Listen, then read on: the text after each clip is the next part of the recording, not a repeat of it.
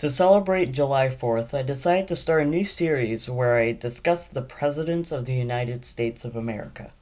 Today I will discuss George Washington, the first president of the United States. So let's first talk about his life. On February 22nd, 1732, George Washington was born in Virginia. His parents were Augustine Washington and Mary Bull Washington, who had 6 children, George being the oldest. Washington's father died when he was 11, so he helped his mother manage the plantation. It's believed that he finished his formal schooling at the age of 15. George Washington became a surveyor, earning him enough money to buy his own land. In 1751, George Washington and his half-brother Lawrence traveled to Barbados. Lawrence was suffering from tuberculosis and hoped the climate would help him. Unfortunately, George caught smallpox, leaving him with permanent facial scars, and Lawrence died. And George inherited his estate, which was Mount Vernon. In 1752, Washington was made commander of the Virginia militia, despite having no military experience. He fought in the French and Indian War and was put in charge of all of Virginia's militia forces. In 1759, he resigned, returned to Mount Vernon, and was elected to the Virginia House of Burgesses, where he served until 1774. He married Martha Dandridge Custis, who was a widow with 2 children. Despite never having any children with her, Washington loved his stepchildren. Washington expanded Mount Vernon and grew a variety of crops.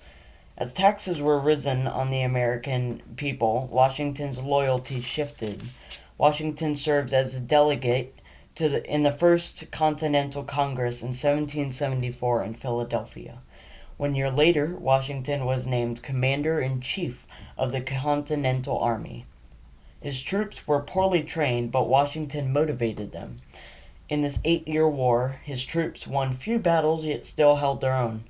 In the Battle of Yorktown, with the aid of the French, American troops defeated the British.